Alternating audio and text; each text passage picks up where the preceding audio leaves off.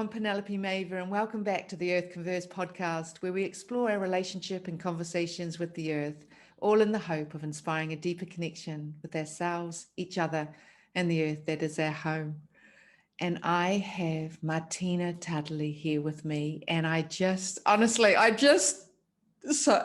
delighted because I met Martina a year ago. I interviewed Christiane, and she and Russ led this nature-based coaching program, and Martina was one of the participants, and her wisdom and grace and ability to reflect and inquire and articulate. And it was no surprise to me that she is a facilitator and coach and consultant in sustainability and leadership and specializing collaboration across cultures and generations and diversity.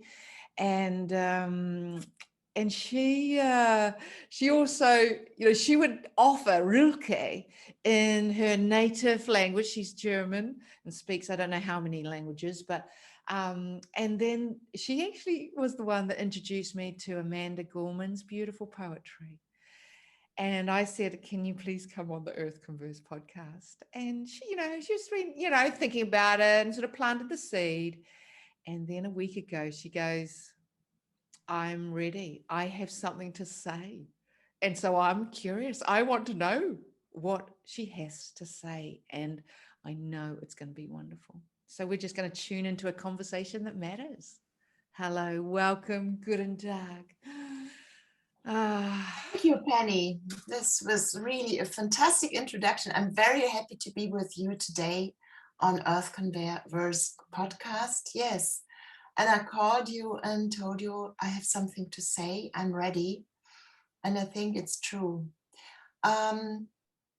Yes, it all started, I would say, with the beginning of COVID-19. And this was in March 2020 in Germany. I'm living on my own. And I had a lot of time to think. I was in my home office, and all of a sudden I had to go out. And what I realized was, oh my God, we are entering in a deep disruption. We are disconnecting. We have social distance. Everybody is so far away from everybody. And at the same time, I felt all of a sudden so connected. So when I went outside, all of a sudden, for the very first time, I looked at the trees in the forest where I walked. And then I had a sort of glimpse. It was, oh, we all are like these trees. We are in a sort of distance, in a physical distance, but we are connected by our roots. And this was an image which accompanied me through my day. And I thought, what can I do with this? And I had already had a lot of nature experiences because I'm a passionate hiker for a lot of years. I've done very long trails in Europe. My longest one was from the Alps to the Mediterranean Sea for over 7 weeks on my own. And I crossed 3 countries. Oh, can you just stop? Oh, I'm just curious about that. I'm just going to do a little side path along this route.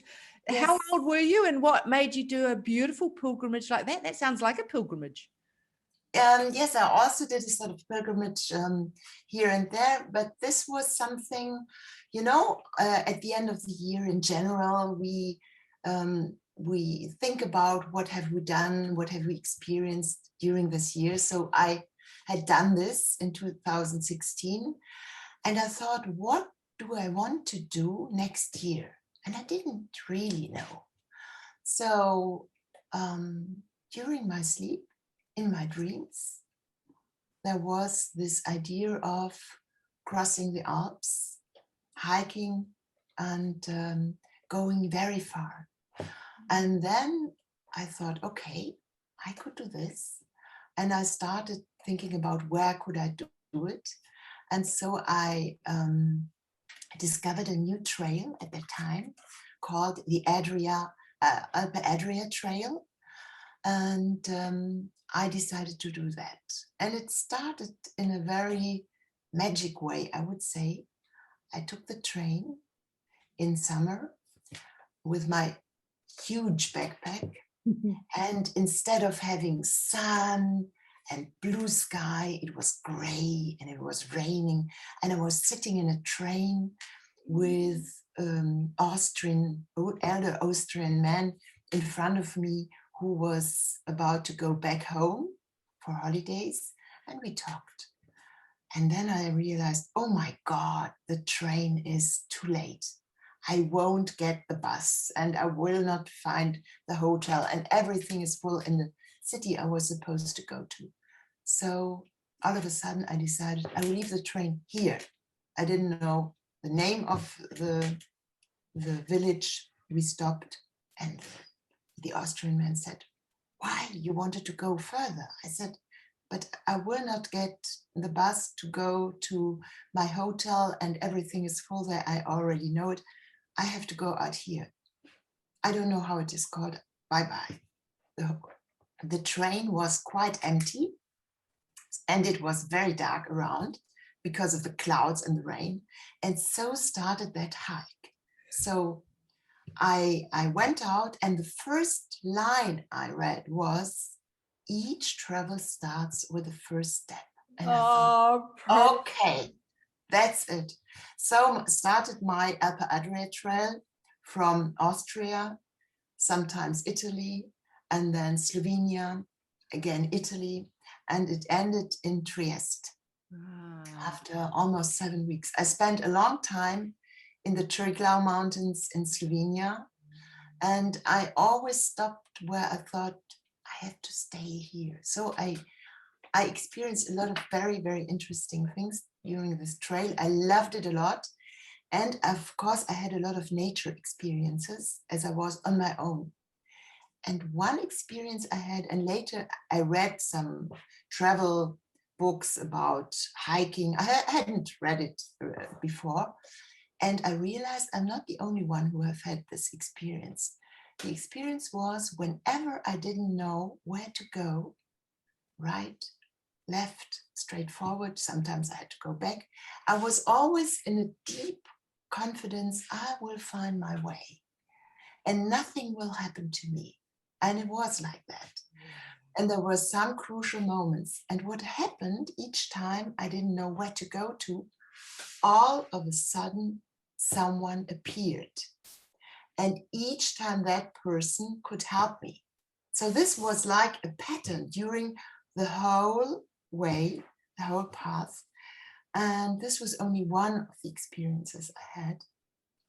So I was already quite sensitized for what happened then when COVID all of a sudden came as a huge disruption for the whole globe and for us. Yes. I know that I interrupted your thread on that, but there's something about this COVID, this disruption, the sense of being alone, which you were alone in these big hiking trails, but the idea of going out to nature and, you know, you really, rooting, identifying with that tree, that rootedness and expansiveness and sense of, that was your go-to, wasn't it? And I'm sure a lot of people even felt that, but it also triggered the sense of, in sort of a sense of safety and security of what lies ahead because of your connection with nature. Absolutely. There you said two things. You spoke about being alone and about safety. And I think this is a very important experience in nature. I was alone in nature, but I never felt lonely. Not even one moment, because there was always something. And this something was nature, which I felt more and more connected with. Yeah, I became attuned to it during this trail or during hiking. And I always felt safe because, of course, when walking, when hiking, I put one step in front of the other. And I did it cautiously. So I was there with all my senses, with the whole focus and concentration. And I knew if I do this, nothing can happen to me. And the difference between living alone in an apartment or in a closed building or in an office and being alone in nature is huge. Because when you are in walls, you realize that these walls, they are quite, I don't know if the right word in English is hermetic, they are dense, yeah? So you really feel you are closed in, but you can never be closed in when you are outside. And this gives a very deep security of freedom, of being able to move, yeah?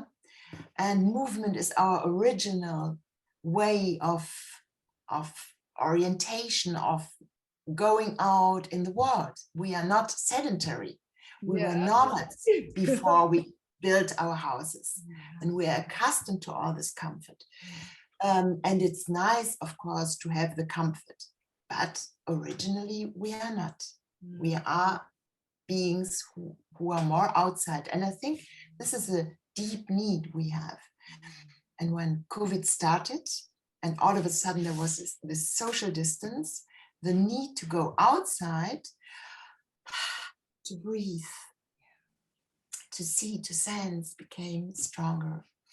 And what happened then, last year, was I thought, if I have this deep need, maybe others also have it. At the very beginning, when I started talking about it, people were a little bit surprised. What about nature? And I said, you don't have this need? And then step by step, I realized this need grew and grew and grew also for the others. And I started looking for people who had the same experience of this pandemic situation. That's how we met. Yeah, In this exactly. program, yeah, your True Nature coaching with Christian and Russ. And beforehand, I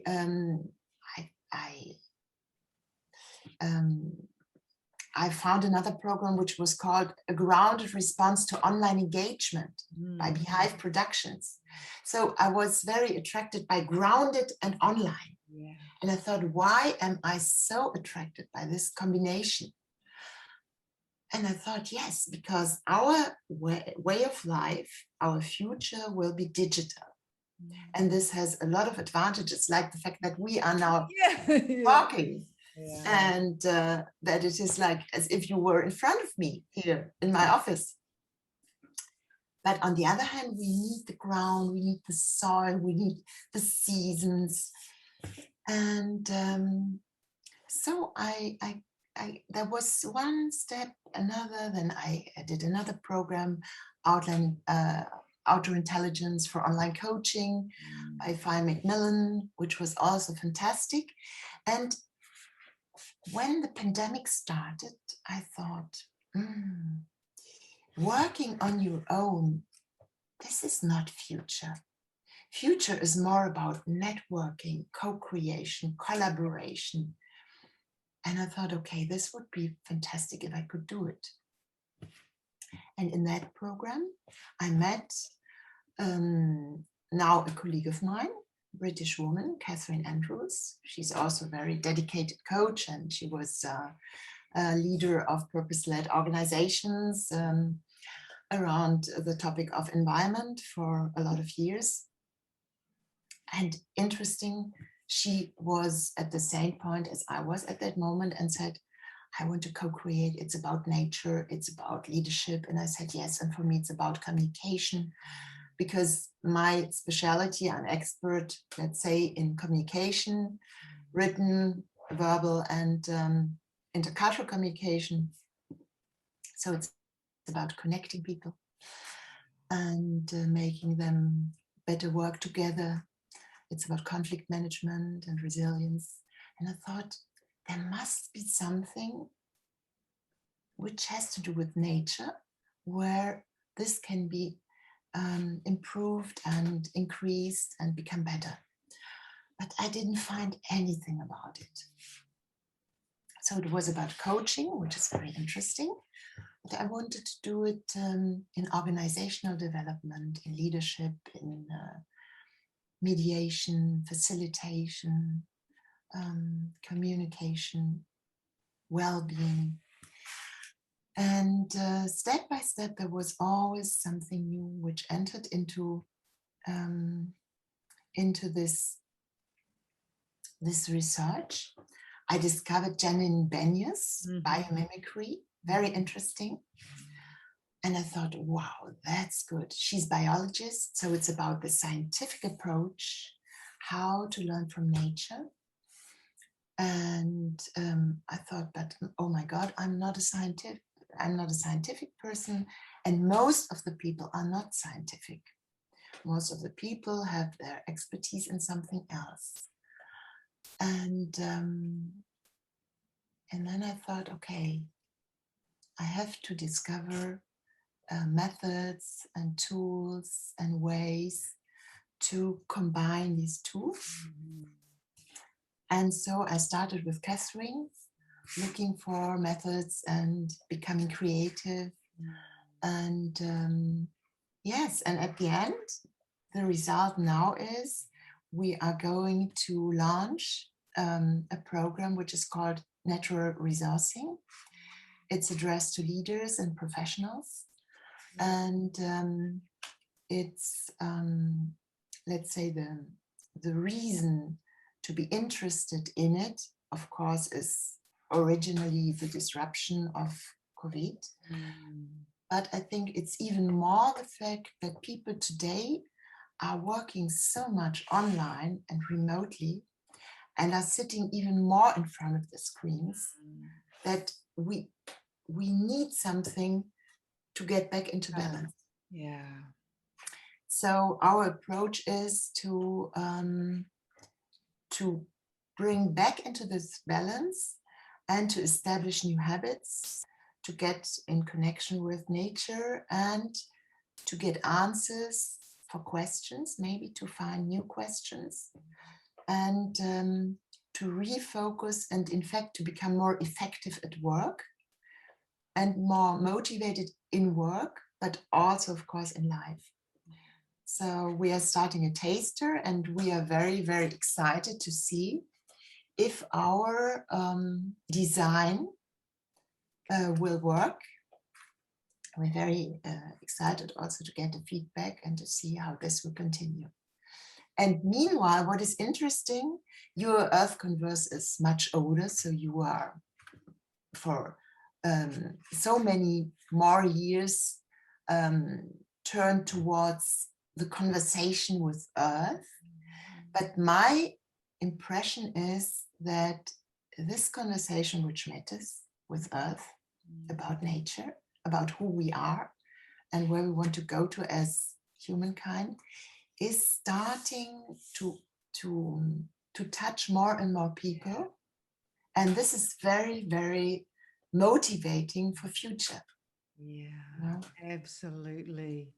I think, and you're responding to that, if you're experiencing it, others are experiencing it, aren't they?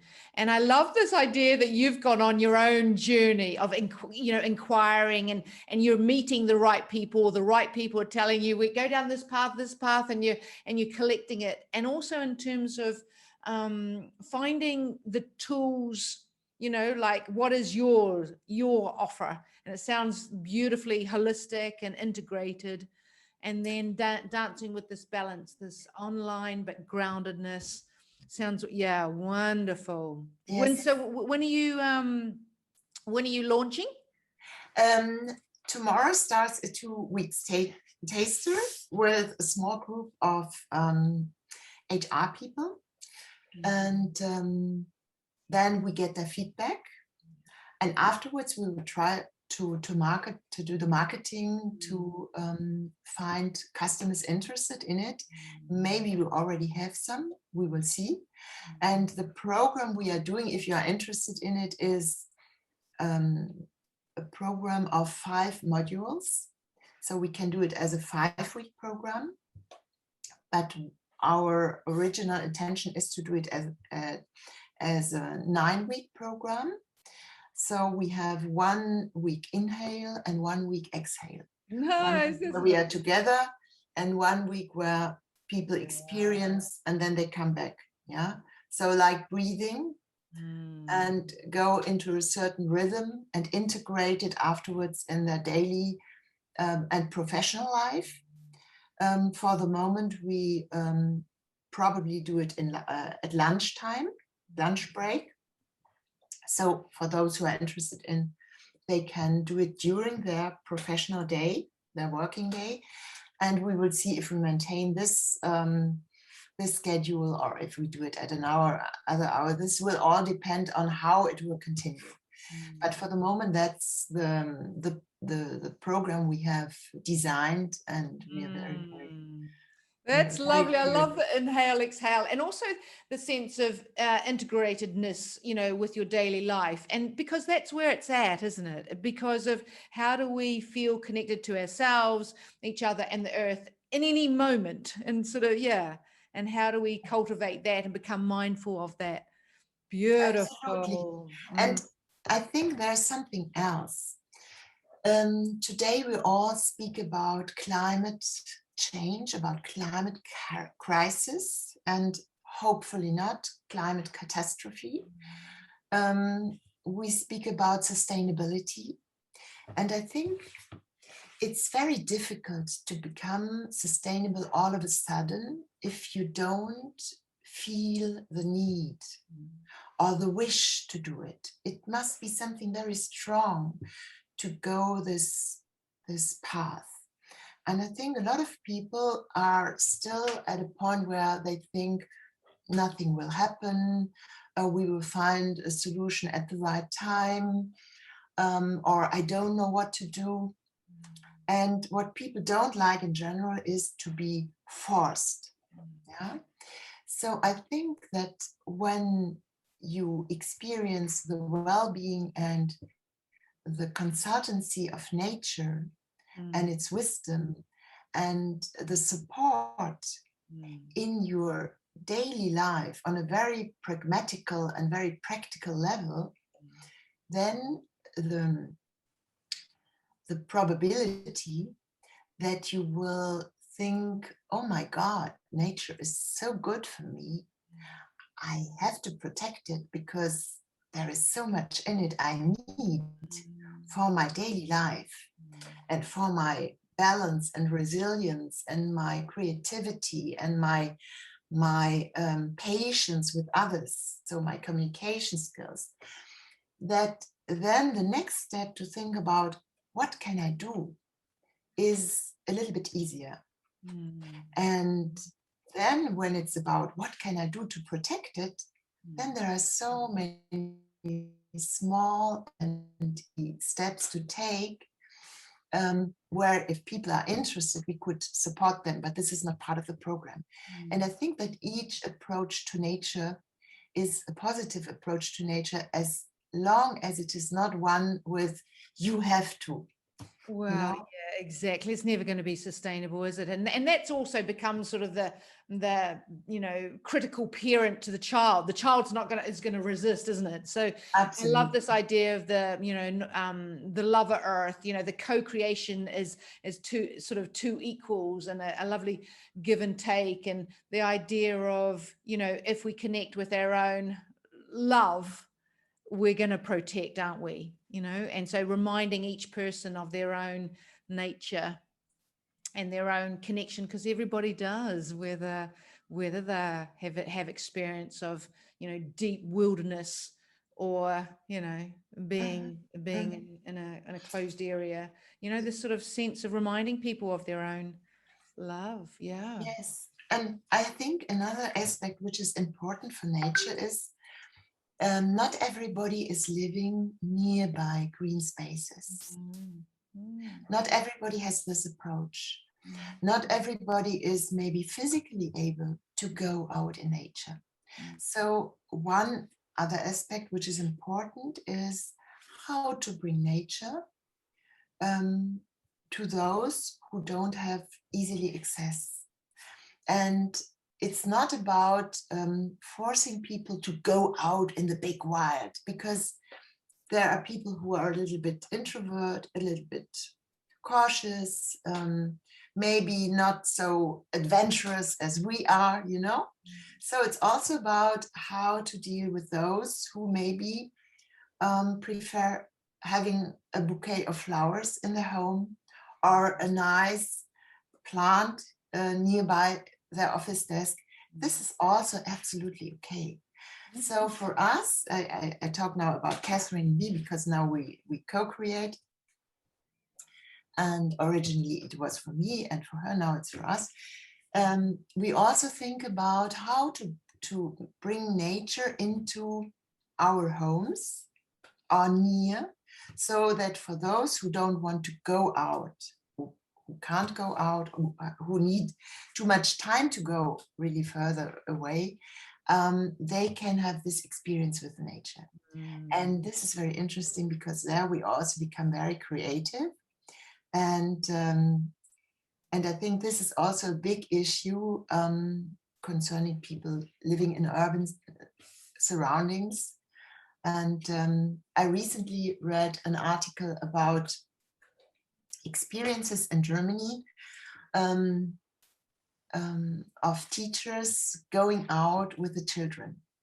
Because in our schools, we don't have all the equipment which is necessary now with COVID, and the aerosols, and you know, and their experience, which is a very positive one. The children, they learn, they are motivated, their pro-social behavior becomes better, their communication becomes better. And I think there's so much positive aspects in nature that it should be there, and people should get an introduction at all ages, and at all physical and mental states. Absolutely. And I think in terms of introducing, to children and adolescents is the best thing we can do to create this, eco soul-based world.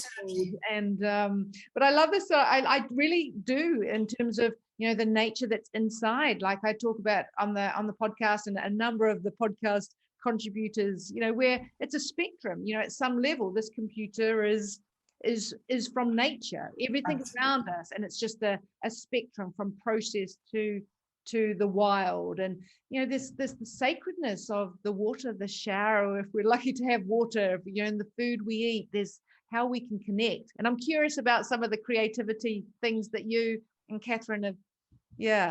What have you done? I don't want to talk too much about it, because of course I want to raise also curiosity. But there are quite a lot, and it's an ongoing process. We are sometimes very creative, so we have a lot of ideas. Sometimes we think, okay, let's see. What I could tell you is I also discovered since COVID the gardening. And this started in last March, when I was inside. All of a sudden I had such a need for green, and I took some seeds and I put some water on it. I poured some water on it, and I observed the seeds growing, becoming a small plant, a bigger plant, afterwards a beautiful flower. And I was so fascinated by this wonder that in this little seed, the whole plant is inside it. And it's just about adding some ingredients like water, air, and light, the sun. And then the plant is able to develop. So then I started looking for a garden, which is quite difficult at the moment, because everybody all of a sudden wanted a garden. So there was this need to go out. I found a garden. And now whenever I have a bit of time, I go there And the garden is an excellent remedy to not stay all the time in front of the computer and the screen, because there's so much to do. I know my plants need water and I have to go there. And the have to is I want to go there. So it makes me go out in nature and experiment a lot. And for example, my relation to worms, you call them worms, this little, Yeah. so, changed completely. When I was a child, I was very interested. Afterwards, I got disconnected. I thought, oh, ugly, not nice. And now when I see a worm, I talk to the worm and I say, hello, you are here. That's very nice, fantastic. So nice. The soil is, healthy and all this. And when I see a worm, I take the worm, I put it into the earth, I cover it, I don't throw it away. So I start myself getting more and more connected to all the species. And I realize, though I'm not a talented or trained gardener, it works out quite well. And I suppose it's also because I do it with this dedication. And this is a very interesting experience, because now I feel I give something back to the soil. I think about the quality of the soil. And for example, I discovered what we call an invasive neophyte, which is a plant not originally from this soil in Germany, but I think from Asia. And this is invasive, so it's quite dangerous and can throw out all the others. And for the first time, I thought, okay, this is very important. If I don't want to have it here and I would like to maintain the biodiversity, then I have to be very careful with this invasive neophyte and put it somewhere else. Otherwise, it will be really more and more invasive. So there are a lot of learnings by gardening. And I think about what does this have to do with our daily life, with our professional life. And for example, seeding, I think just having a small seed, putting it into the earth in a pot and observing what happens. Too much water, not enough water, what's the right balance, how often, what happens if I put it here or there, where's the right place. So many things to think about when it's also about ourselves. Too much acknowledgement, not enough acknowledgement can be both not positive as well as criticism. Where is my right place where I can really thrive? Is there enough sun for me, or do I need less sun? Individually completely different. And this, I think, is there is a lot to talk about. When we talk about nature, we talk about ourselves, about the outside nature and of course our inside nature. Yeah, the lovely mirroring of that. And there's so, and just there's so many things I want to sort of reflect back what you've just said. It's just lovely. I think this the simple thing is the simpleness of it. Yes. And literally, the actual, the seeding, the importance of care and attention. I think of potential. I think of, all the metaphors that you can draw from that and the lessons.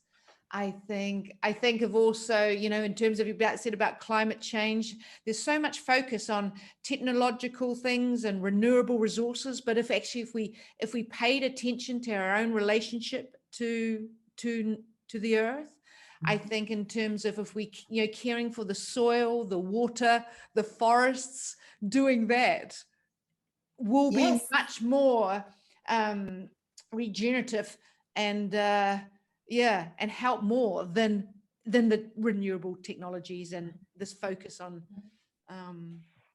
reducing emissions. You know, we may reduce emissions, but our waters are polluted and our soils are, you know, are without worms, you know. So I think there's something, really going back to essence. Yes, and I think that when we observe nature, as you said, we realize that it's not only about throwing away, using and throwing away, but it's a lot about discovering, oh, I can reuse something, I can recycle something, I can redefine something, I can redesign something. And for example, for me, very interesting recently was when a colleague of mine who is a lot in the sustainability consulting, he said, yes, you can replant rests of what you have in the kitchen. I have never thought about that, you know? And I thought, yes, of course I can take an old potato, which has already some green, or an onion, or maybe something else, and see if it grows. Why not? And it could be good. You know, these are very, very simple things, but we are so accustomed in buying or taking, using and throwing. It's always taking, using, throwing. It's not taking, using and reusing or redefining and giving it back. And discovering that this we are doing the whole time with everything we do. We do it sometimes with people. We do it with products. We do it with our time. We have this linear time thinking. You know, there is a beginning and an end. So we use our time and then it's over. But in nature, it's a cyclical, a spiral conception of time.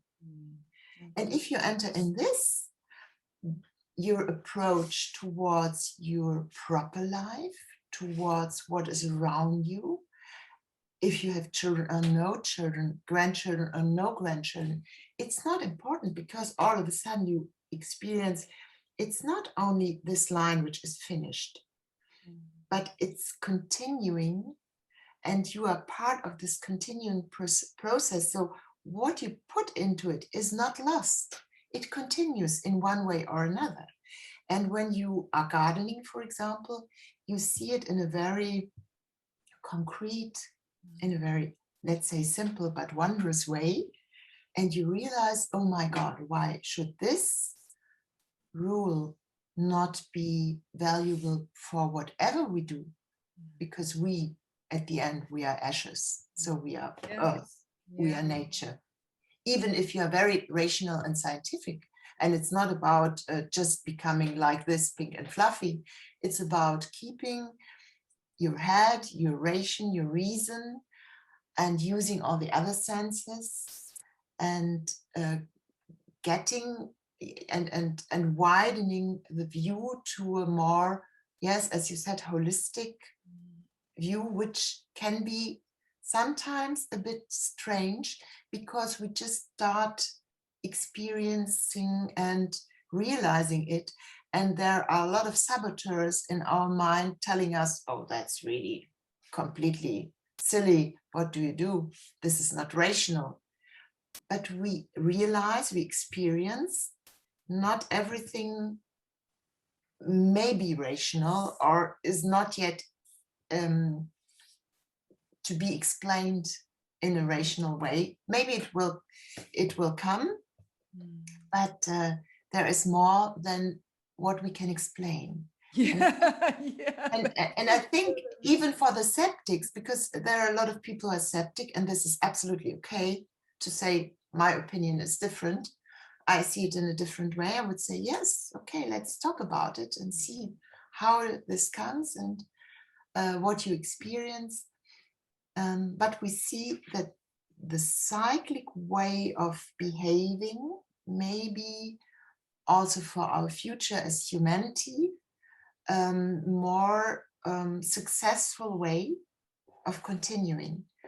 And that's why I think that the communication with nature is so important, because nature will give us answers and help us to find solutions to address climate crisis and to go forward in economy, in politics, in social, in education, in arts, in philosophy, in everything.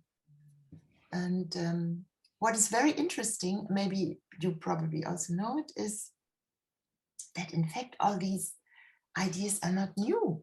No, we're not. They have always been there, you know, but we have forgotten. We have not. We're arrogant to think they are. We have been completely disconnected to it. It's incredible. No, really. And I'm just curious about your own journey about in terms of where you have had been, you know, your nature connection from when you were young and these, you know, these big, long experiences, deep experience in nature. But why was it that COVID suddenly woke you up around this? Yes, I think I was already quite sensitized before COVID. But my nature experiences were limited to, I go out for a hike. I go out for a long trip. I do a picnic, or I go for a walk. So it was always something I did when I had time. It didn't have anything to do with my daily and my professional life.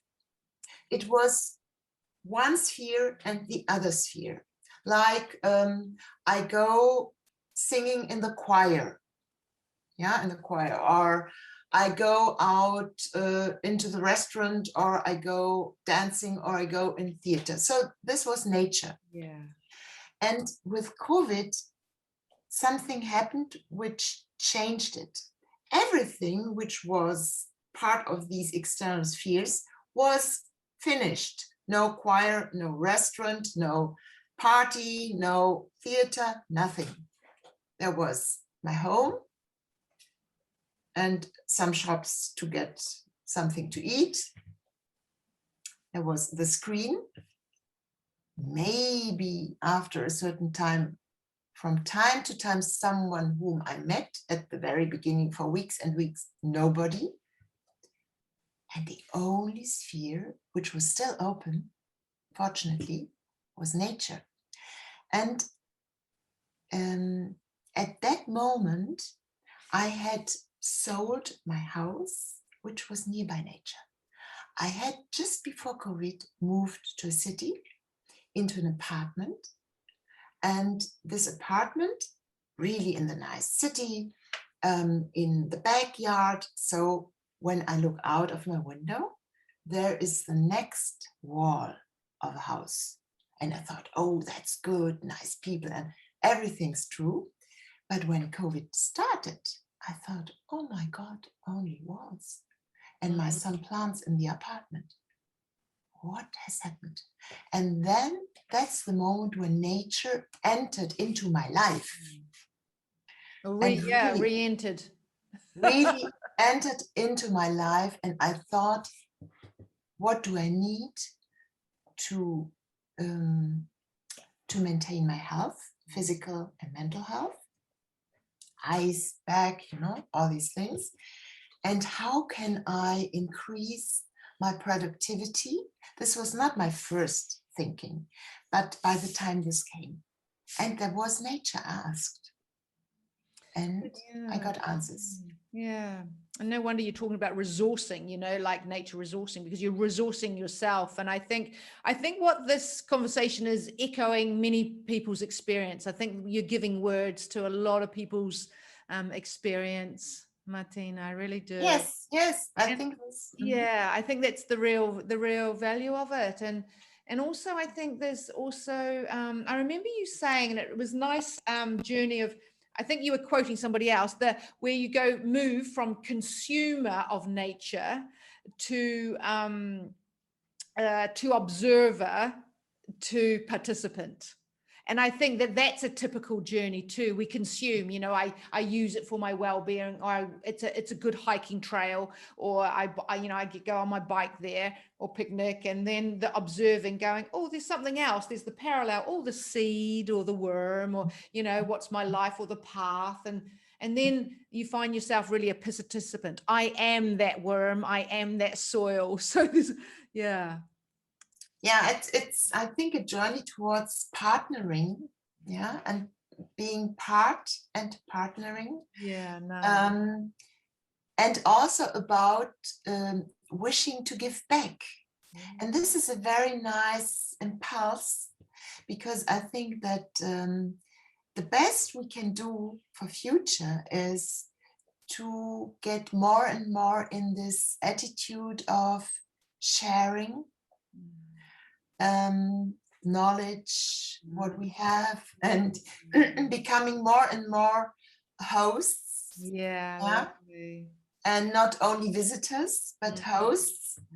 And I think that the digital world offers us these opportunities to network, to co-create, all this. And nature, in my opinion, intensifies the wish to do so. For example, when I went out for a walk, when I came back, I saw some litter on the floor, on the ground.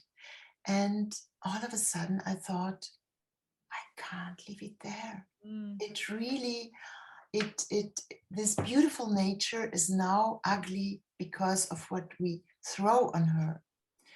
And so I had a little bag and some gloves, and I started picking up all the litter until I returned back home, and I had a big bag. And this is nothing special, and a lot of people do it. But what was interesting for me was this sudden, impulse to do so. Yeah. Nobody was there telling me you have to, or I haven't read it. So it was, I want to.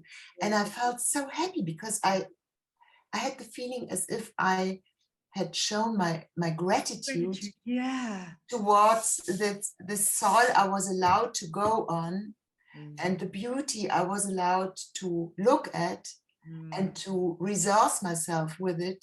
And this was my way to give back on this path. And I thought this is also a nice experience, because it may occur to others. Maybe something else occurs to others. So it would be interesting to know what it is. That's why it's so important to talk about nature. Absolutely. Yeah. I think, and everybody, in terms of the stories and the ways of being, and there's just a lovely grace in that. Yeah. Thank you. That's lovely. Yeah. I would like to read a quote from Janine Benyus, because please. I think I found it on her website today. And I think this is a very nice quote. So she is the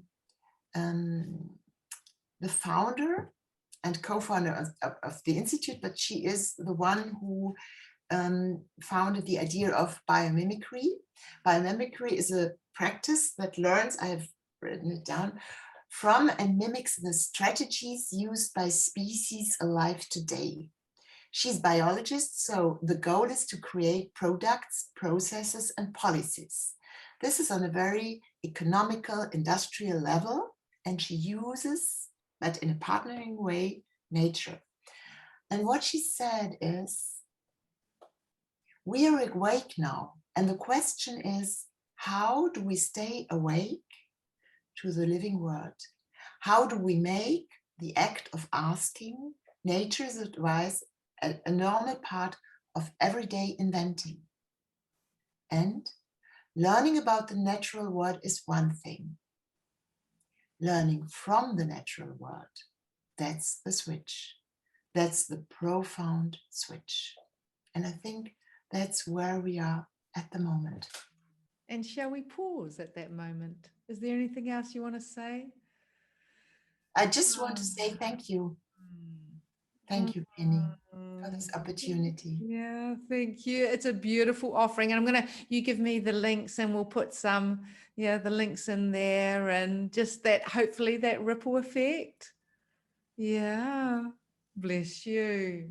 Bless you in your work. And there's also this, the COVID, so many, different experiences and similarities, but it is where from the pain of COVID, what gifts, and you've stepped into that. And thank you so much. Yeah. Yes. And maybe, as you said, similarities. I think it's so good that there's a lot of similarities, because it means it's a critical mass which is about really to have an impact, and it's about our future. Yeah, I do believe that. I do. I really, in terms of this echoing, this exponential rise in consciousness, and is what happens when we really have a deep connection with nature in your experience? I think there's different levels, and for me, I can say it depends on how long I'm in nature. So it does not always happen all of a sudden, but I have some experiences. And one experience was a very deep one when I was on this long hike from Austria via Slovenia to Italy for more than 6 or 7 weeks. I had one experience very much at the beginning. I was walking with my backpack, which was so heavy, and I really thought I couldn't go forward anymore. I was on a muddy path. On one side, a little bit deeper, was a very wild, small river, but nevertheless very wild, with water sprinkling all over the rocks. And I was a little bit frightened that I could fall into that river with my backpack. It was gray and foggy in the clouds and some raindrops. And I knew I should do this path for 6 kilometers. There was no way out. So I was really a little bit frightened. And all of a sudden, I felt that this backpack was like lifted. And I felt it all of a sudden, it became light. And I thought, oh my God, what happened? I didn't lift it myself with the hands. And then I turned on the right and I saw there was something. I don't know what it was. I thought maybe my protecting angel. I had never experienced it. But I wasn't afraid because I felt really protected. It was also like if someone had met his arm around my shoulder and just keep me, go forward. And so I feel all of a sudden safe and light. And I walked forward and arrived at the end of the path 6 kilometers later. And it was like as if I had gone just 10 minutes.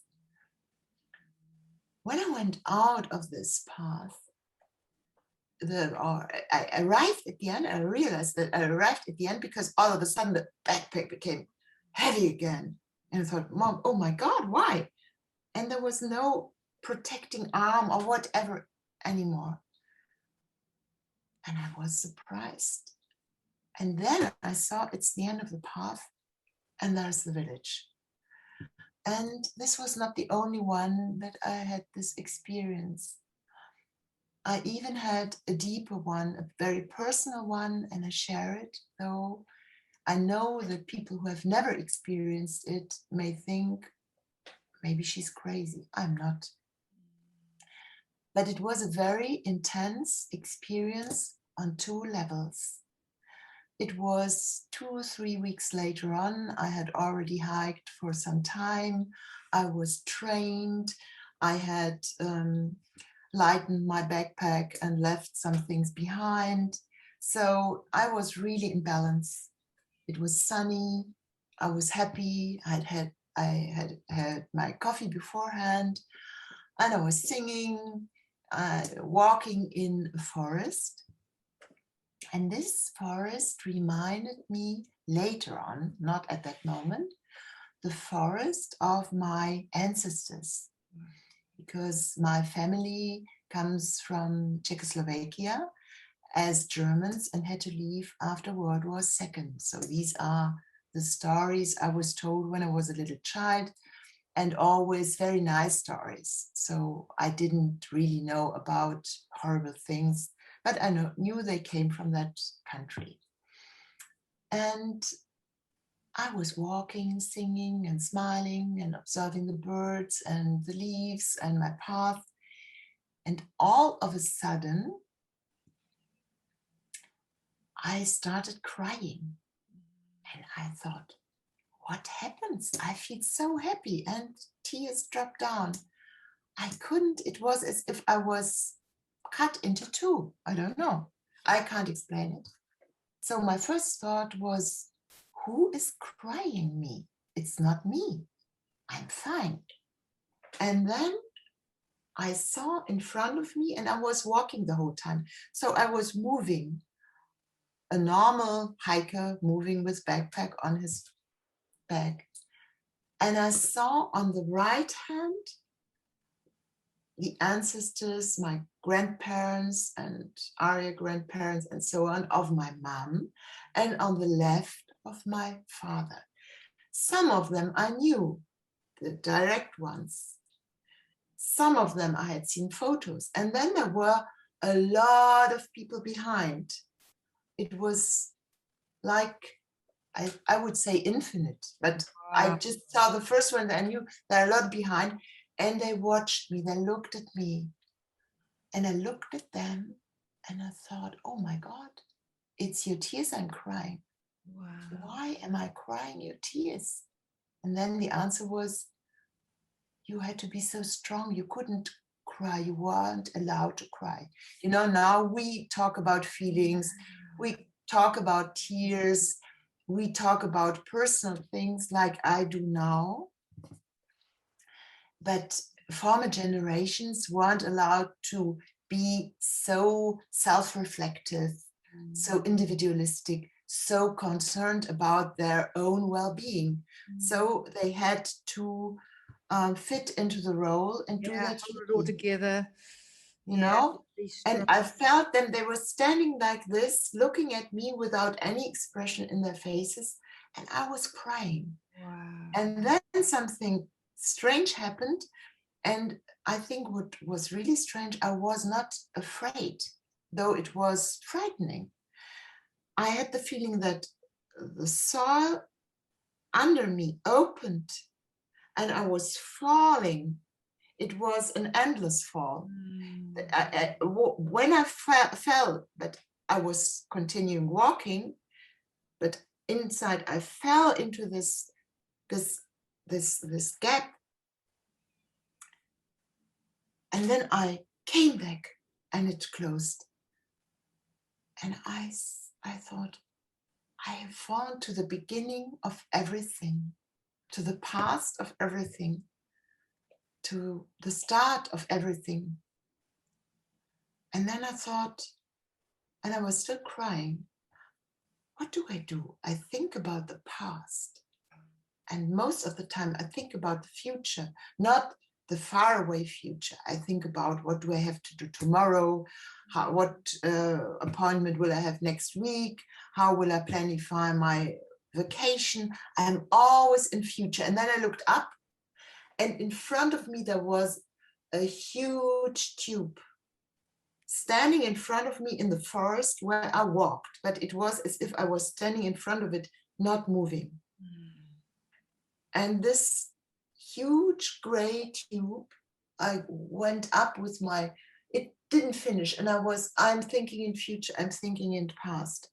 When at least am I in the present, in this moment? And all of a sudden, this tube crackled and it fell down. And there was nothing. And then I can only say, I experienced a moment of no limits, of serenity, of incredible happiness. The words are not enough. It was a feeling of everything, and it was very beautiful. And then everything was over, and I was there still walking. But the walking, I can't remember having done it during this experience, but I know I walked because I had gone forward. Yeah. It was really a very incredible experience of being in the outside, in the space and in time, moving. And this experience, which was, I would say, in a way out of space and time. And I ran on towards a place, a cut trunk of a tree. I sat down, I took my iPad, and I wrote this story. I have never read it again. I don't have to read it because it's inside me. It is in your bones, your Yes. And this was because you asked me about connection. I think this was a deep result of a deep connection, which I experienced once in my life. I couldn't repeat it if I wished to. It just happened to be. And besides what I saw, what is incredible is it completely, it made me completely lose the fear of death. Yeah.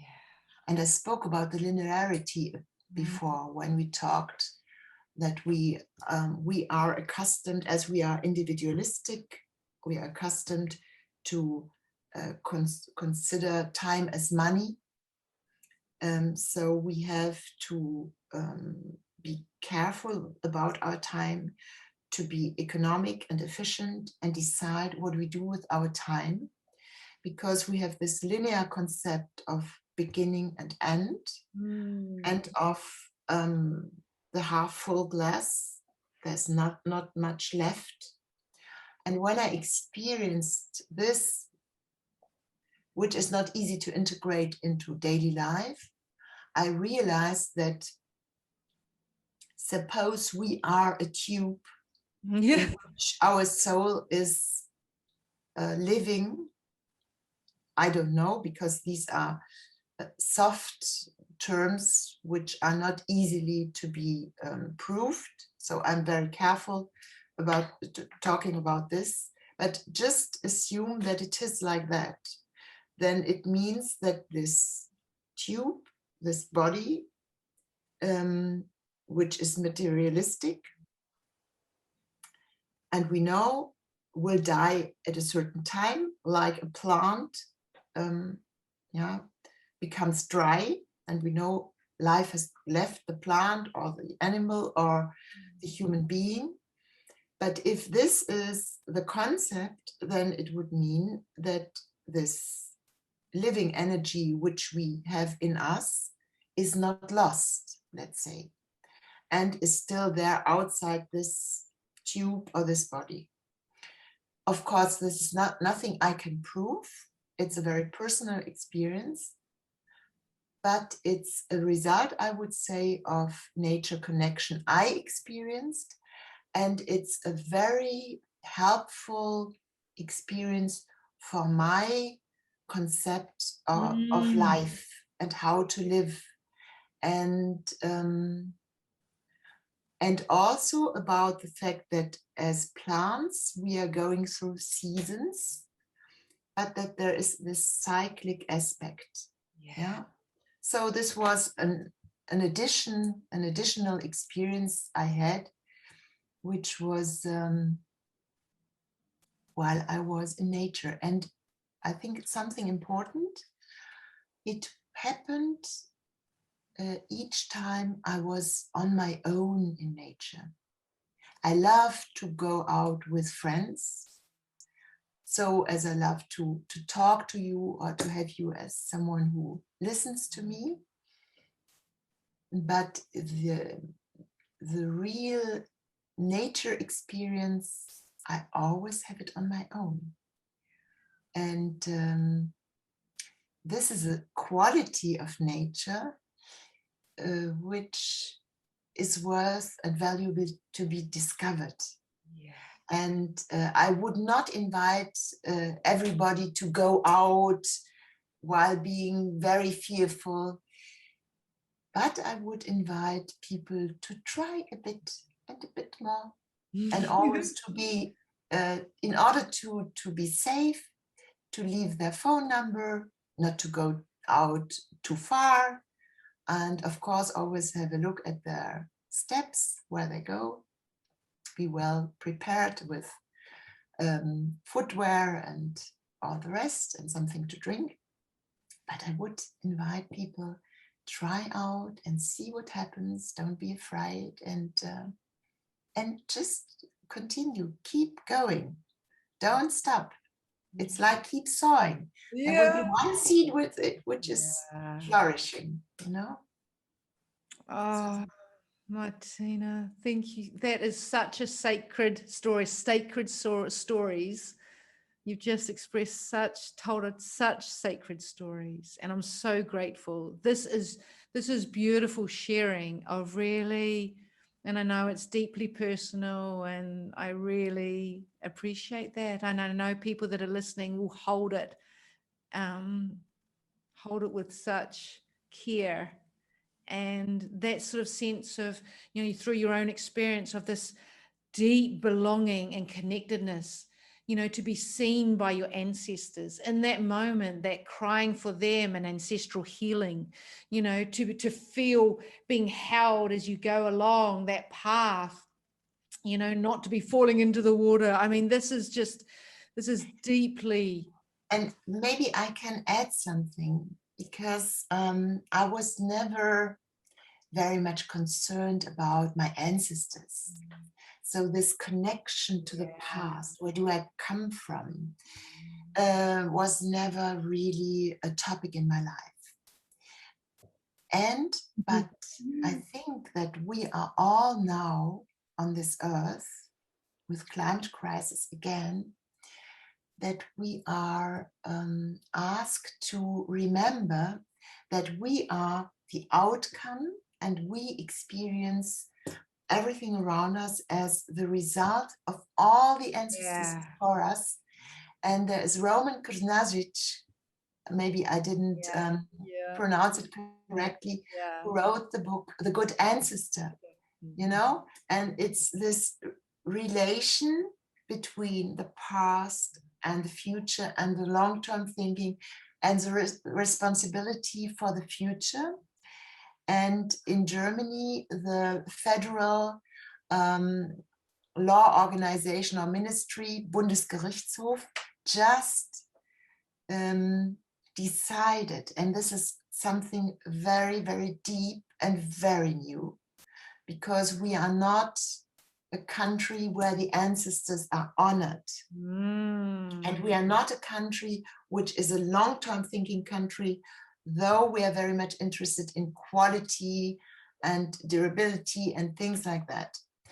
And they decided that we have to live, to produce, and to create in a way, and to behave, and to decide, and to have laws in a way that we don't postpone our responsibilities on, how we say, the shoulders of the future generations, but we have to take them into consideration. And I think this is revolutionary for our country. Because it means we are responsible for what is going to happen even after our lifespan. Absolutely. And this means that this intergenerational relation and connection and interdependence is existent and recognized. And I'm very happy about that. Wonderful, wonderful. Because I love, it wasn't, part of you. You're thinking about your ancestors, but then they turned up, didn't they? And you're literally in their presence. And I also, yeah, in terms of this good ancestor, how can I be a good ancestor? And I haven't read that book, but I've tuned into the Good Ancestor podcast. And this is when, yeah, what are we?